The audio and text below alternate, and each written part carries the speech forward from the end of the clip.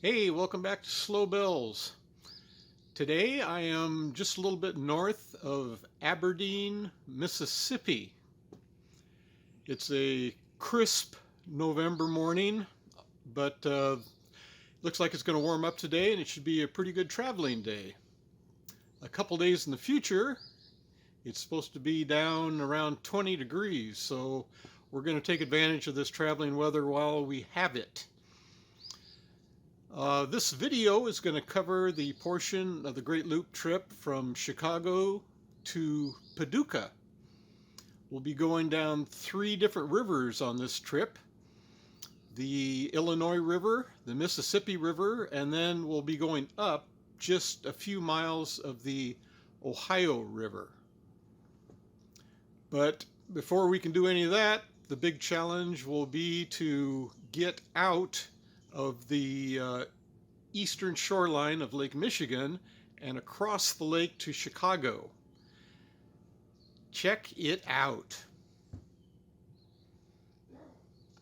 I spent several days in Michigan City waiting for a weather window. I was only about 5 hours away from Chicago, but the open waters of Lake Michigan were no place for slow bells on a windy day. My Windfinder app on my cell phone indicated a possible weather window Monday afternoon, but it wouldn't last long, and it would be days until the next weather window. On Monday morning, I took a walk on the beach. It was still windy out there, but a couple boats were out on the lake, and it didn't look to me like they were getting beat up too badly. By noon, Slow Bells and I headed out of the marina, hoping for the best. About 5 hours later, after a bumpy crossing, Chicago was starting to get bigger and bigger. I ended up in DuSable Harbor on the Chicago waterfront. It was not a cheap marina, but for one night I had an amazing view of downtown Chicago.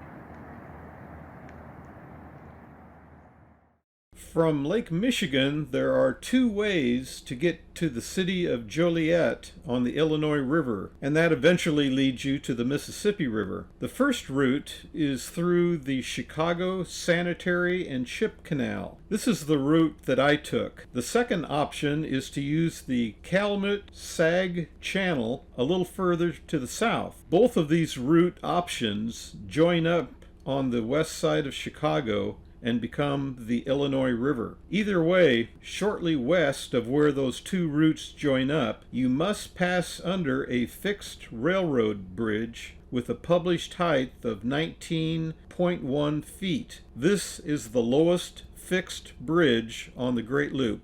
Here's an interesting question to ponder. If your boat sticks up 19.0 feet, can you get under that 19.1 foot fixed bridge? Well, the answer is maybe. At this point, you are basically traveling on a river, and like any other river, the height of the river goes up and down in response to flooding and droughts. So you are not really guaranteed that the bridge clearance will be 19.1 feet on the day you pass under it. It could be more and it could be less. On the day I cruised through downtown Chicago, I was joined by my sister Julie and her daughter Jennifer. Jennifer brought along most of her family to do the downtown Chicago trip by boat. It was a very cool experience running through the city on Slow Bells. After we got west of the downtown area, the landscape became dominated by heavy industry, railroad tracks, wooded areas, and a non-stop procession of barges.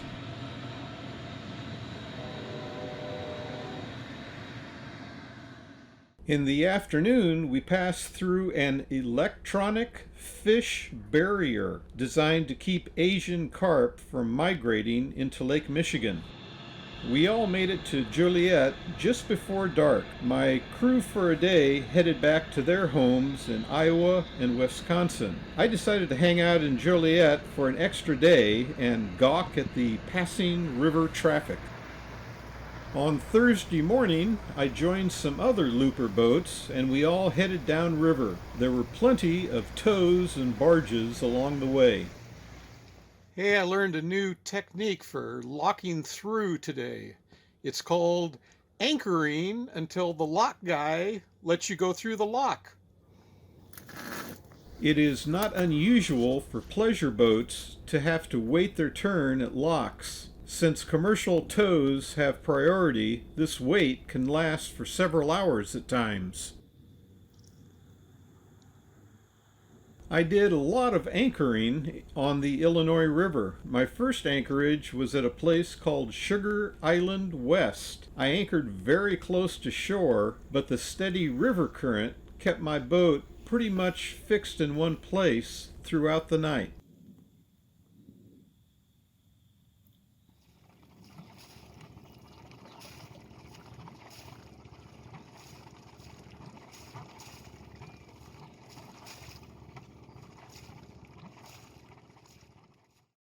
It's not at all unusual for a group of pleasure boaters to all lock through together.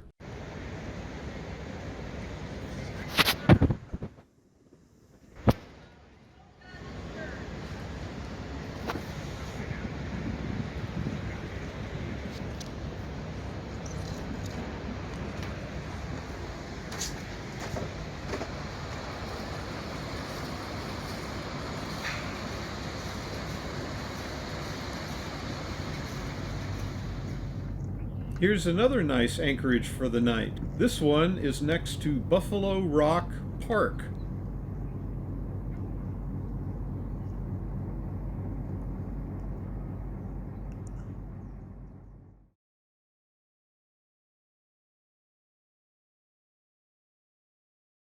The next morning it was rush hour in the locks once again. These locks have floating bollards that the pleasure craft and the barges can tie up to inside the lock. An airtight steel cylinder floats in the water like a bobber on a fishing line.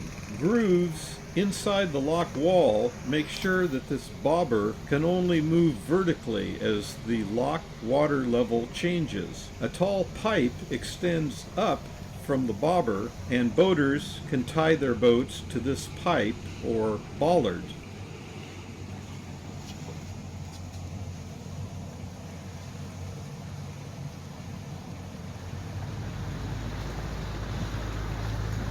As you can see, the trees during my trip were just starting to change colors. I stopped in Peoria for a couple days to stock up on groceries and do some laundry, then continued downriver. There is a very strange lock in Peoria. I took this picture after passing by the lock. Over here is where the lock is located. Then, next to this lock here, is one of those strange guillotine-looking contraptions. Then there is just open water from the guillotine to the opposite shore. What happened to the dam? When I called the lock master on my VHF, he said to not come into the lock. He instructed me to stay out in the middle of the river and bypass the lock, which I did. What I eventually learned is that I had just passed over a wicket dam. To the best of my knowledge, here is how a wicket dam works. When water levels are normal, huge door-like structures called wickets lay flat on the bottom of the river. In that situation, there is no need to use the lock. You just motor right over the top of these submerged wickets. But if the dam operator needs to hold back some of the water, he is able to raise the wickets upright. They don't really stop the water flow, but they severely restrict the flow of water downstream. If the wickets are up, you would certainly not want to take a boat over the top of those wickets. So in that situation, you would have to use the lock. Now, how strange is that? By the way, this is not the only wicket dam I would encounter on my trip.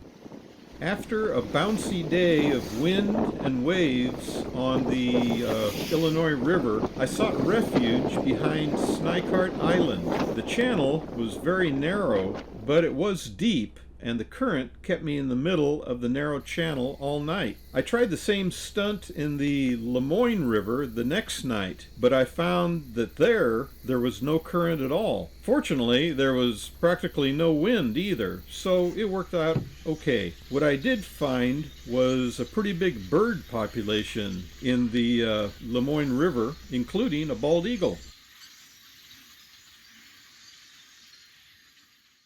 This is the Lagrange Lock and Dam. It's another of those strange wicket dams. The lock is located here, and the guillotine-looking gizmo is here, and the wickets are hiding somewhere under the water here. The wickets were fast asleep on the bottom of the river, so once again I bypassed the lock and motored right over the top of those sleeping wickets down below. These wicket dams are just too strange. One of the cool things about going down the Illinois River is that you get somewhat of a free ride from the current since you're going downstream with the current. You can see the current flowing past this red buoy. Although my engine speed is just a little above idle speed, Slow Bells is still doing a very respectable 7.6 knots.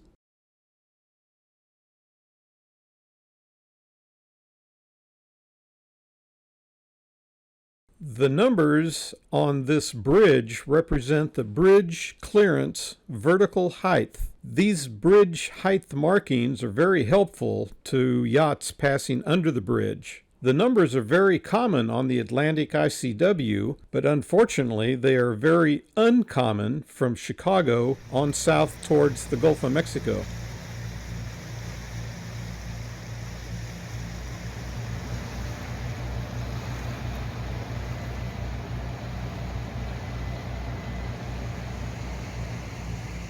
Here's another shot of some fall colors on the Illinois River shoreline.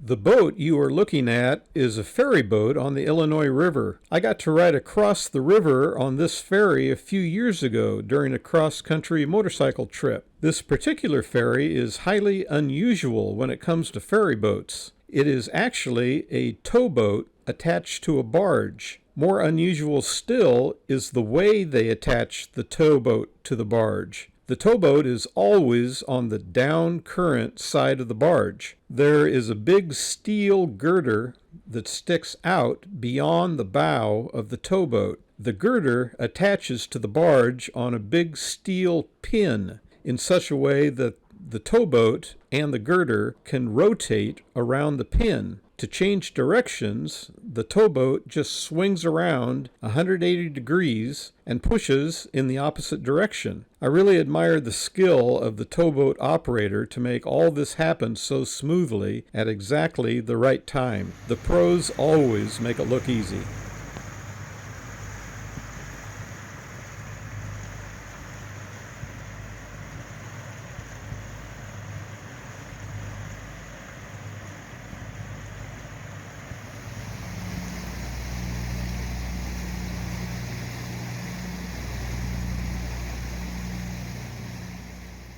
Are there two towboats pushing these barges, or is the little towboat just along for the ride? Inquiring minds want to know. My mast got into an argument with a bridge on my last day on the Illinois River. Guess who won the argument? I should have had over 4 feet of clearance under that bridge, but recent rains had raised the level of the river to just above flood stage. On a very wet Saturday afternoon, I finished off the Illinois River and entered the mighty Mississippi River. The current pushing me along changed from about 1.3 knots on the Illinois River to around 4 knots on the Mississippi. Slow Bells was now supercharged. Like the Illinois River, the Mississippi River was also just above flood stage now. After about an hour on the Mississippi River, I pulled into the Alton Marina for a few days. located just a little upstream from St. Louis. My old shipmate Dave joined me in Alton for another Slow Bells adventure. I personally found the Mississippi to be a little intimidating, and I was glad to have Dave on board to help me down the river. We resumed our trip downriver on Monday morning.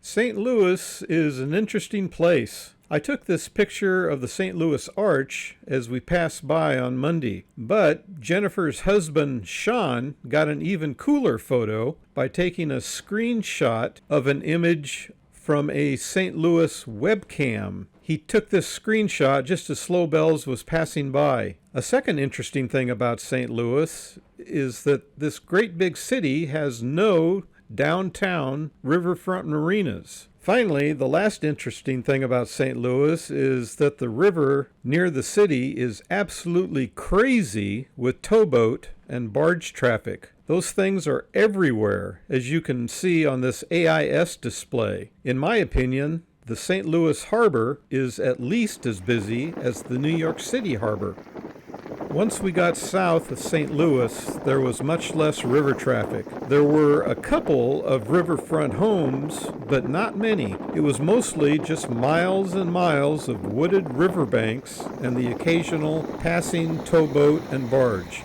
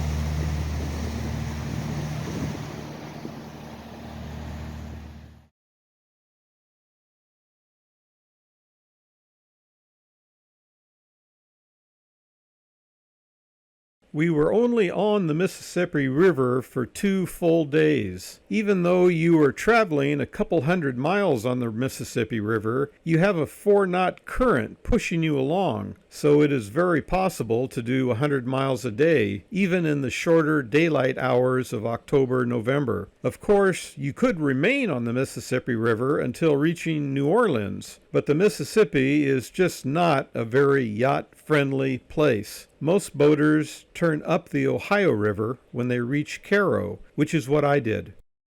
We did roughly half of our Mississippi River miles on the first day, stopping for the night at the Kaskaskia Lock, then pushed on to the Ohio River the second day. About 40 miles up the Ohio River, we pulled into Paducah, Kentucky. This 40-mile trip is about all of the Ohio River that the typical looper will see. From Paducah, most loopers head upstream on the Tennessee River, which takes them south towards Mobile, Alabama. While we were in Paducah, we heard that it was snowing in Peoria, a city we had passed through only 10 days earlier.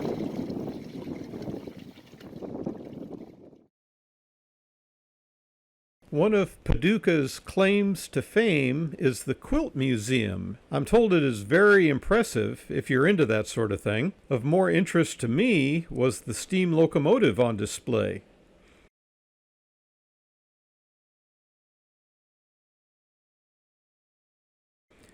But I think the coolest thing about Paducah is the collection of painted murals on the flood control walls. These murals are really well done, and just like the Energizer Bunny, they keep going and going and going and going.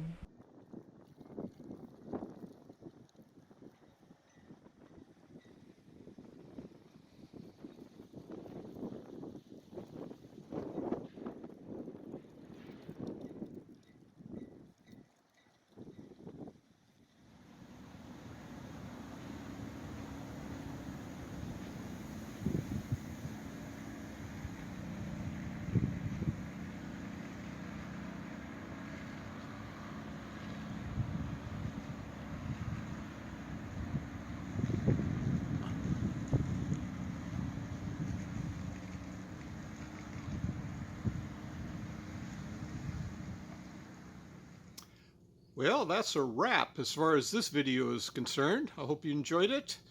The next video will be traveling up the Tennessee River and then down the Tennessee Tom Bigby Waterway as we desperately try to stay ahead of the winter weather that's chasing us towards Mobile, Alabama. Hope to see you then. Later.